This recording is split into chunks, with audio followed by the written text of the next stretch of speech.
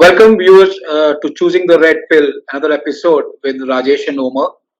And today we are discussing the recent Indo-China clash on the border and its implications and broader what's in store for us and how we're going to de-escalate or it's going to escalate. Today we have with Avidas with us to discuss it, who has very keen interest in everything military and strategic because of his own fauji genes. Otherwise, he's a communication specialist and a professional. I welcome Avi on board. I Thank you, hope Jay. we'll have a good time. Thank you, guys. Pleasure being here. Uh, yeah, thank you for joining with us in this very important discussion about Indo-China relations in the light of recent clash at the border. So I will straight away jump to the question that when we look at the tension that has been escalating on the border, so there are a lot of uh, factors that must have contributed to it. There is a lot that we do not know yet, but whatever has come out that there have been meetings at the military level, the major general and lieutenant general have met, and but still there has been a clash on the ground, or the troops have clashed. So what do you think transpired on the ground? What is your analysis, and how do you see it? Look, to be honest, I don't think anybody can say with a lot of confidence that this has exactly happened on the ground over here. At best, even India doesn't know why it is happening because it doesn't. It's only guesstimating. So all I can offer is my guesstimate. I am a little disturbed at the fact that the first focus for most of us Indians is the focus on whether or not the talks are happening. Towards that, and secondly, the terminology which is being used uh, in with regards to what is happening over there and terming it as a face-off. It is not a face-off. It is purely and simply an issue of China squatting on Right. others' territory. You can't call that a face-off. You have to look back at the history of China to realize that it has always been an expansionist power and it has not ever integrated territory within itself. It never had a locus standing on the basis of which it would integrate territory within itself. It has gone and grabbed. So what happens when you go and grab something is you don't have the documents to legitimize your possession of something. If you don't have the documents to legitimize possession of something, the only thing you can be at that point of time is being belligerent and hope to scare people off. And there is no containing China's greed,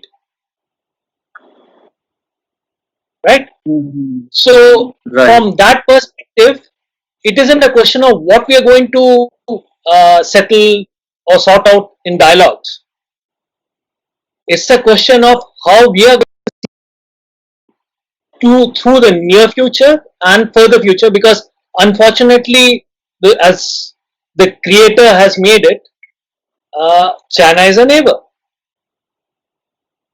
and we can't postpone confronting that.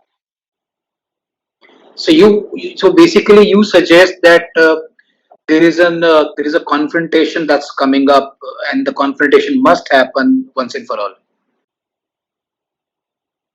Let me try and offer my how I'm seeing this.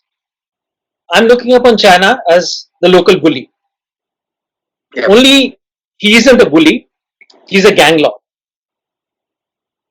When he's a gang lord, he doesn't take any emotional steps, or he doesn't take any kind of a superfluous steps, because he's exercising his rights on the basis of applicable power. He has to be very careful about each of the steps which he takes, and none of those steps will be accidental.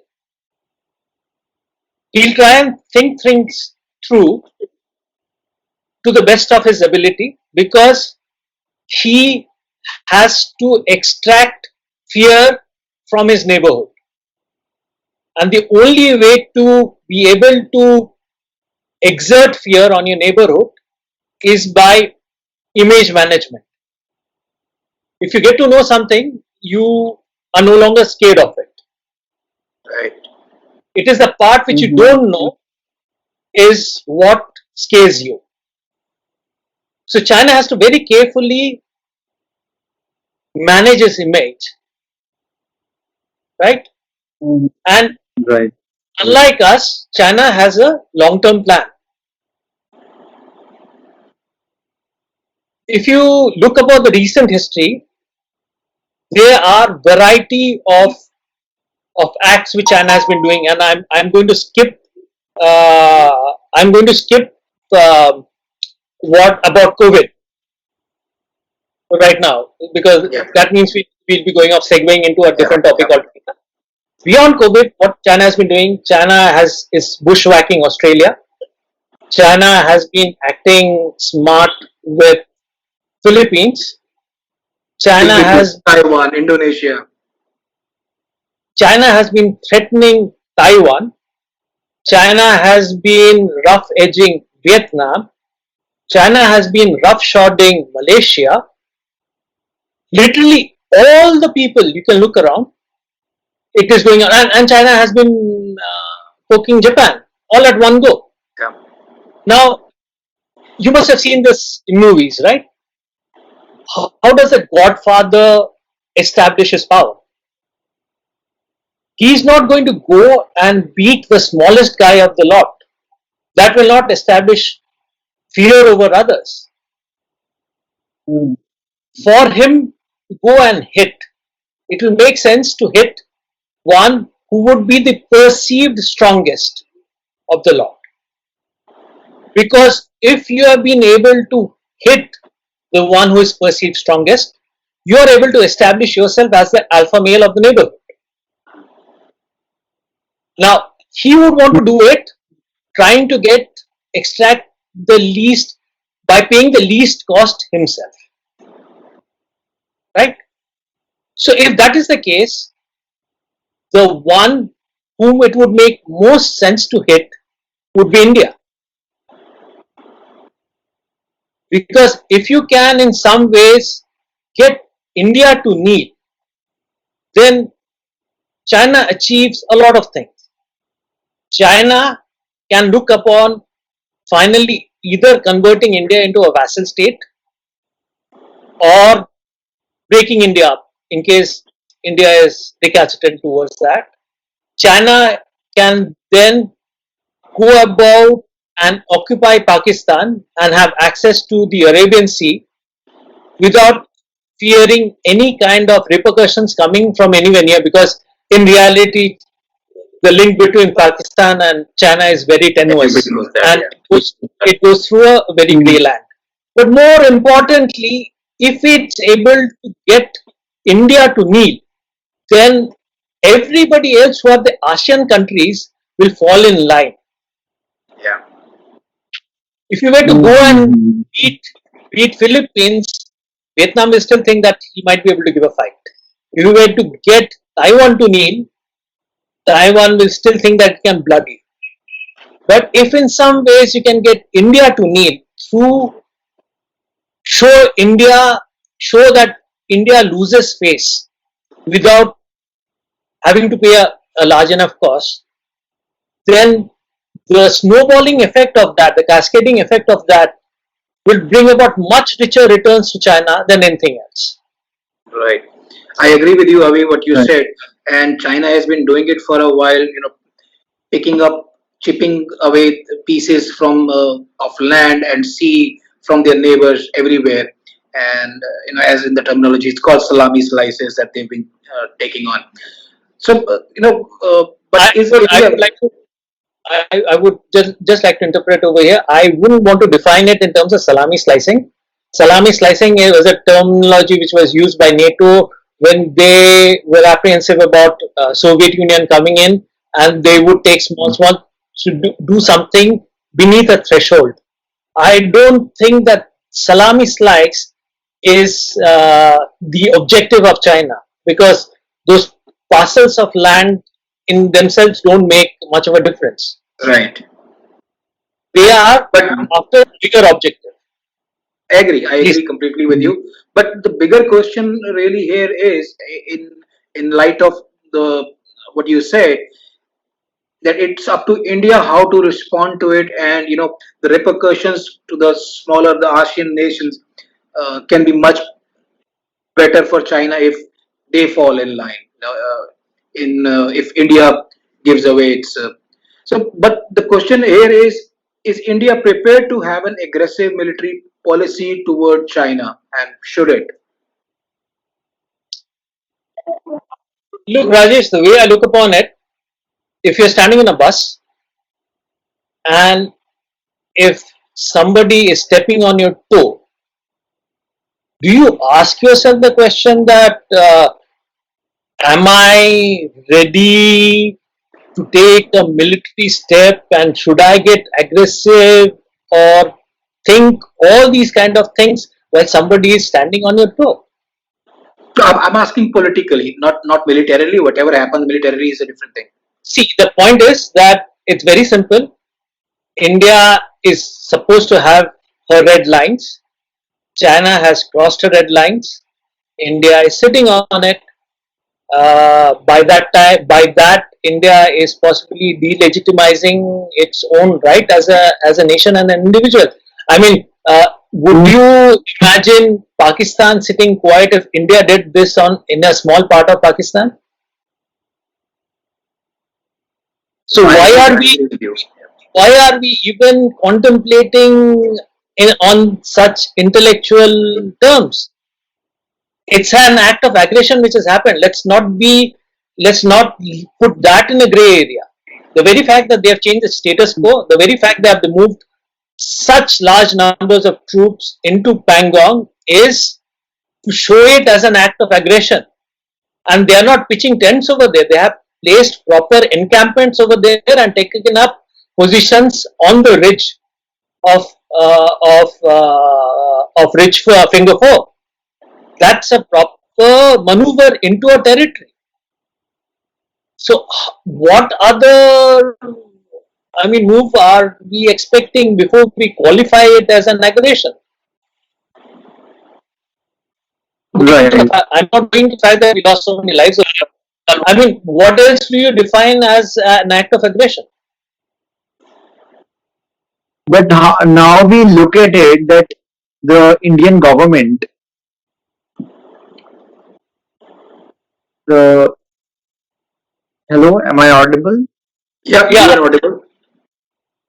Okay, so when we say that it is properly a textbook definition of aggression and incursion, and but we see that the Indian government and the Prime Minister seem to be in either in denial or they have their own interpretation of how things have happened.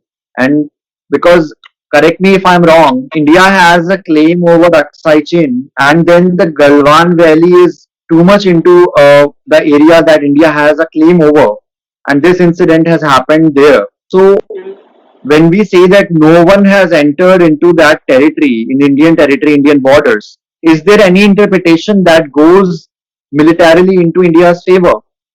I want to know that are we I ceding that think territory? I think the Prime Minister has committed a great faux pas in whatever he uttered in the last message of his. The very fact we have gone and claimed complete Aksai Chin as ours by default means that somebody else is squatting on it. That means our territory is occupied. As much as it is occupied by Pakistan in Pakistan occupied Kashmir, which is the Gilgit-Baltistan area, similarly Aksai Chin is occupied. To say that nobody is in our land is self-contradictory. One. Second part of it is, if you have made the statement that Aksai Chin is ours, and that's an executive statement because you made it as the Prime Minister of the country, you have not made it Amit Shah said it something. in the parliament. Yeah. Yeah, you have not made it as at a political rally or something like that. Have you followed it up with actionable steps which the defense is supposed to do and how it is supposed to action it? Three, it is extremely childish to imagine that after having made that statement, the two countries who are affected by it won't react to it. The action should have been anticipated as soon as you made the statement. Fourth part of it, when somebody has moved in at so many places along the line, it can't be accidental. That means somebody has already come in and entered into a duel with you. As soon as somebody makes an entree on you, you're supposed to make a counter move on it at once. You can't sit it out and talk it over. The only reason as to why China has ever talked to us is because we have been able to make counter moves. When they moved in into the, which is the area which is north of Koklam, near Dalutbag Goldi, where we had the last standoff in 2012, I think. At that point of time, China had made claims inside. India had gone and occupied Chumur. And because India had occupied Chumur, is why China came and sat on the table. Because there was counter pressure. Now, what cost are we in a position to place on China for China to want to vacate the land which it's got? This time we have made no counter move whatsoever. So why should China move up? But when Prime Minister says that nobody entered our territory, and quote unquote these are the words, when he says nobody entered our territory, the first question that comes into my head is, so how did our Jawans die? Did they enter their territory? No, that is something else. It won't make sense to conflate the two. No, not in my head. I'm sure there are a lot of people who would think that LSE is one line, and I understand how will they think. No, China has not made an entry into the Galwan area. Okay, Galwan Valley was a valley where China wouldn't come in strength ever before. Yeah. And as I posted on it, Galwan Valley, the Galwan River takes a very sharp left turn and comes into the Sayok River. From the point where it comes into, makes the turn, is a point which is called, if I might be wrong at that, so far as I know, it's called the Patrol Point 40. That is the, and LSE runs along the ridge. Now what China is claiming is, it's claiming the valley portion which goes to the left and hits Sayok also as a part of this. They don't have any basis for that. The reason as to why they are making this claim is then they get a complete open front to hit the road which is going to Daulat Bagol. Right. They can put the cannons 20 meters away, place them, it'll be completely legitimate on the part to place it, and keep merrily firing away at whatever coming in front of them, and there's nothing you'll be able to do, because if you hit back upon them, it'll be war even over there. So that's the posture which they're doing. But let's look at the sequence of events. They were purely trying to find out whether India is looking for an escape route or India is wanting to show spine during the discussions. And somewhere down the line, we have sent in the message that we are looking for an escape route. And as soon as somebody knows that you're looking for an escape route, what do? You would naturally want to exert even more pressure. I mean, right now, just a little while earlier, I believe Subramaniam Swamy made a tweet that the US have told him that China has moved back into the Doklam Plateau and they have reneged on the agreement they had done a few years back. So they are making each response of ours and using it as an excuse to put the screw further on us. Right.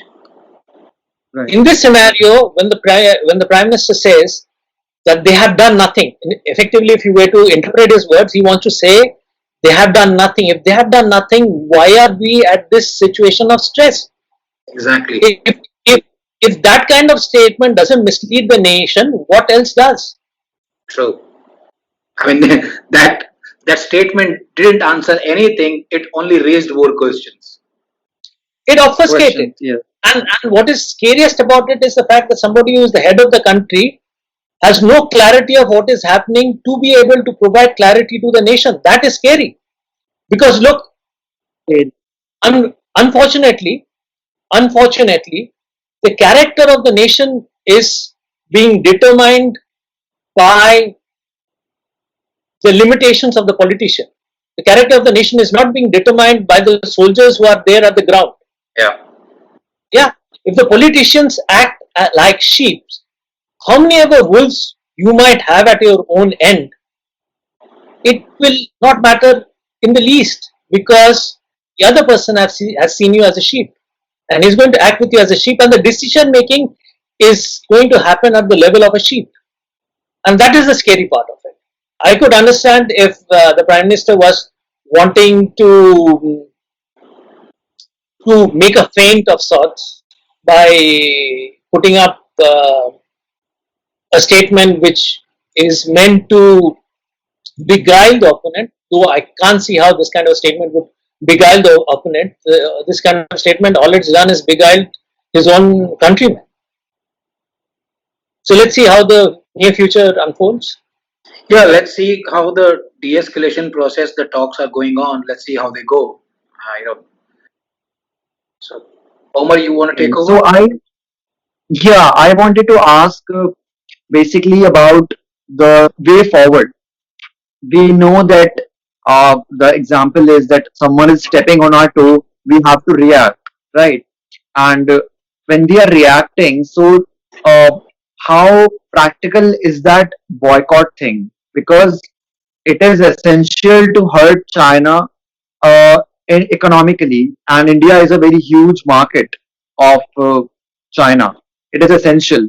But don't you think that Indian government needs to first support and help the local businesses, the whole taxation and everything, so that that vacuum can be filled? Otherwise, the Indian dealers who deal with China's products, only they will bear the brunt of this boycott.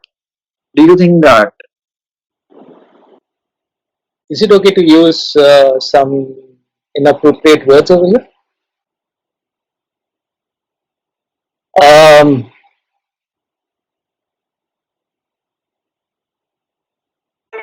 with the LGBT crowd, I'm using the connotation of the word as it was perceived in the non-politically correct days, but this is a very hijra way of doing things. You have Sorry, can you repeat that? What did you say? a very hijra way of doing things. When you can't be man enough to stand for yourself and you want to offer your backside, you don't have a choice.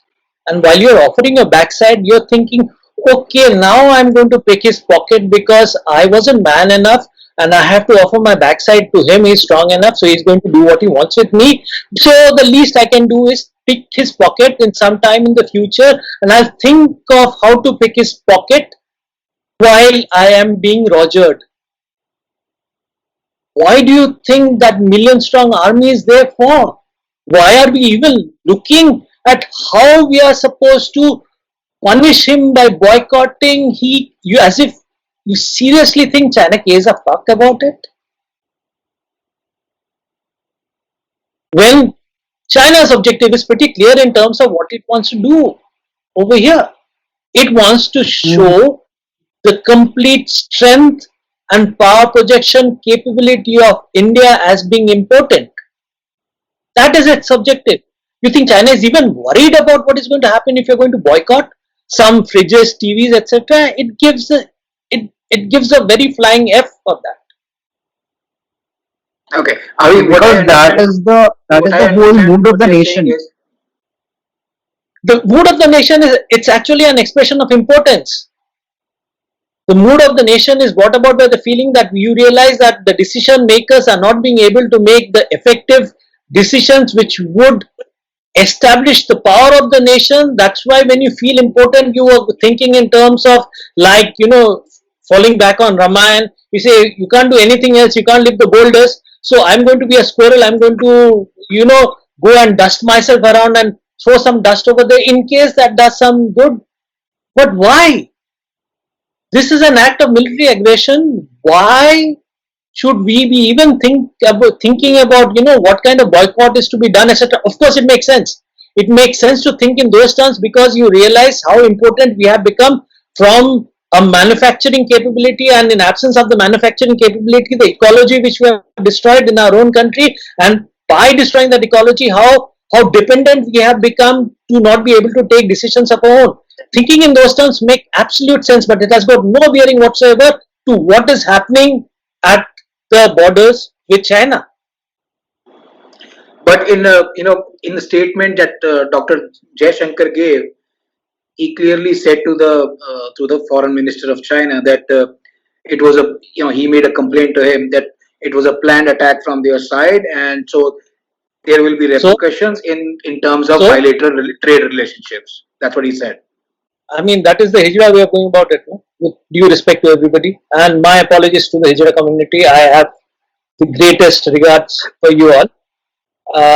I'm sorry for utilizing this word, but I'm trying to utilize the connotation of the word because I can't think right now of something else which would convey symbolically about the situation. I mean, The importance and the unwillingness to stand up for the nation. I understand. emasculation. It's the emasculation. It is seriously when whatever you have of yours is cut off, is when you behave in this manner.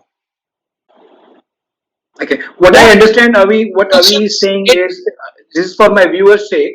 What I understood from what Avi is saying is that this is not a political situation. This is a military situation, and the response also has to be militarily rather than politically or economically. Now, it's a power situation. It's a power situation. It's a power play. The response has to be a power play.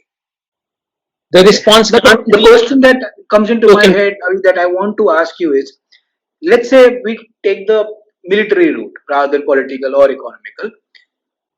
Do we have the wherewithal to stand up to it or pursue it and go with it?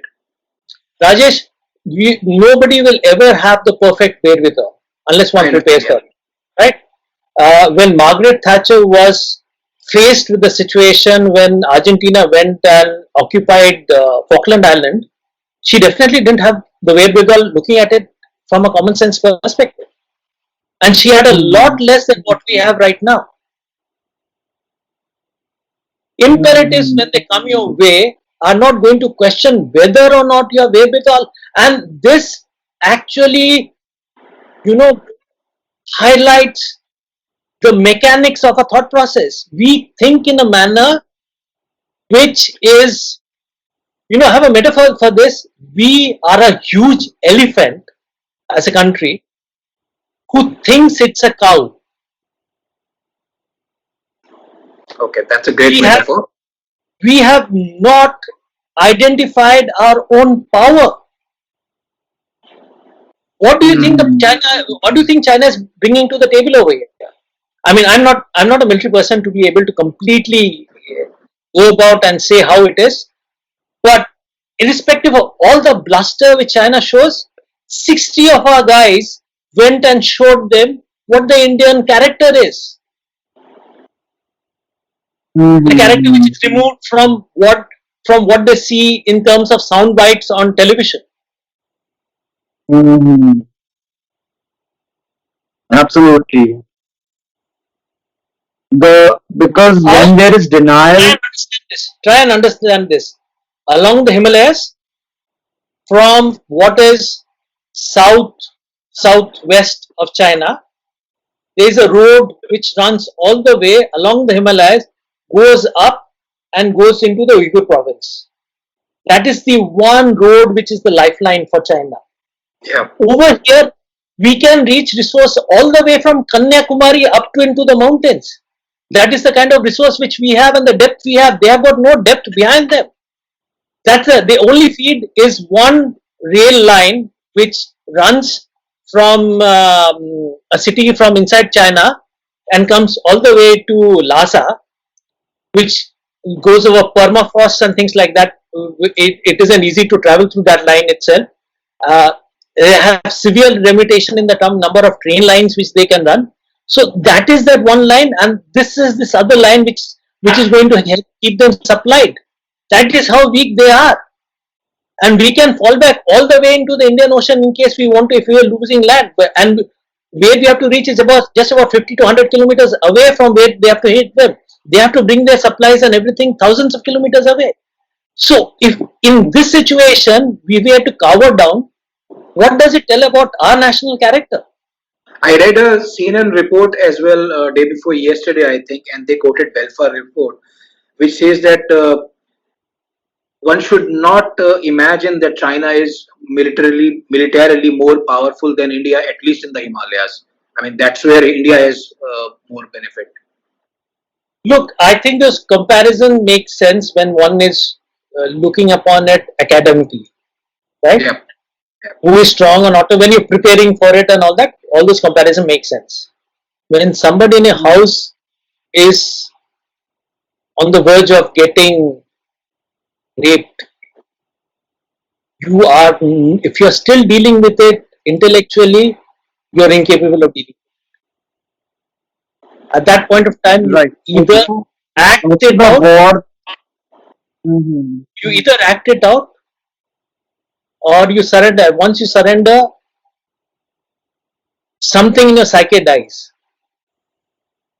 Your The war is legitimacy, not fought if the last shell is fired, right? In my understanding, it does not mean that the last shell of both the countries is fired and we I'm not, calculate the number of I'm not rounds. qualified. I'm not qualified to comment on that because it would take somebody who is legitimately from the military to say when and how a war is fought, etc., and things like that. I'm not going to make comments about that.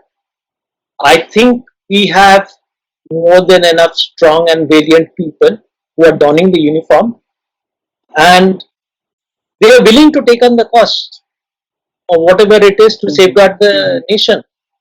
What they can't take on their own is a directive, because if they took upon themselves the directive to act, we wouldn't be a democracy. Hmm. The directive has to come and go to them, and that is what we have, elected somebody with a huge majority for, to give Right. focused directive without being bogged down by incohesion. I am Right. questioning the legitimacy of the directive. Absolutely. Okay, so I think that answers a lot of questions. It has been enlightening. Rajesh, do you have something to add? Well, I'm just impressed. I mean, in one sentence, Avi has explained in great depth, but I would sum it up in one sentence that what he's saying is that we should reply tit for tat, and there is no other way, basically. I just paraphrase this a bit more. We have to understand our imperatives. What are we standing up for? We are standing up for a way of life. We are standing up for democratic principles of live and let live. That principle doesn't apply to China. We have existed for 1200 years without enjoying the principle of live and let live. We have won this right to that principle after a lot of struggle. How can we let go of that principle oh so cheaply? And this fight for the principle isn't just for us. There are a number of countries who's looking up at us and towards us because we are of the size who should be upholding that principle. And we are the only one in this area who can uphold that principle. And China believes in the principle of live and I'll suck you dry. Right. I completely agree with that I understanding agree. of China. Totally agree. I think we've had a great discussion with Avi. Omar, would you like to sum it up? Mhm. Yeah, so I would just say that I agree that I completely with the thought that the democracies they have a bigger responsibility because they uphold that principle of, uh, of being the power of people. Otherwise, in countries like China and other dictatorships, it is just the autocracy. So I think we have to understand that being a democracy, we have a lot of uh, uh, responsibility on us. And our leaders and our politicians need to understand that responsibility instead of living in denial and let countries from all sides chip away our territories one by one. So that is very essential for the politicians. And I once again thank Avidas for joining us and enlightening us with his thoughts and analysis. And thank you Can once I again for coming. can I end with a line, a thought Yeah, rather? sure, Sure. sure. The 60 people who went and charged over there, do you seriously think that they charged with an idea of a mother who was a cow? Is that a Those question to us? No, I'm asking everybody, all the audience, think about it. Those 60 people went in because somewhere within them they had a belief of a mother, and that mother is a lot more powerful than just being one of the cows which grazes and does bidding as per others. They're willing to lose their life for that idea of a mother. I so wish that when the Prime Minister was making the kind of talk which he was making, he had the onus of this mother in his mind, otherwise, he wouldn't have spoken the kind of words we spoke. Saying Jai Hind or saying Vande Mataram is an utterance of utmost responsibility, and you have to be yoked to this sense of motherhood to be able to say it. And unfortunately, what we are seeing or what we are witnessing is making sound bites, not something which comes from the heart. And that's a Right. question which all of us have to live with. Everybody has to ponder upon this. I agree. That's a great thing to ponder upon. Yeah. Thank you, Avi. I wholeheartedly thank you for joining us and enlightening us with your views. And thank you, viewers, for watching this, for watching Choosing the Red Pill with Rajesh and Uma. We've had a great discussion with Ambassador Stobdan and now with Avidas. Thank you. Thank you, Avi. Thank you, Pleasure, Uma. pleasure, pleasure being with you all. I don't Hope to know see you whether again sometime soon. I don't know what kind of pill I offered, but I hopefully the pill wasn't sugar coated. All right. Thank you. Thank you so much. Bye Absolutely. bye. Thank you. Bye-bye. Pleasure being with you all, guys. Bye bye.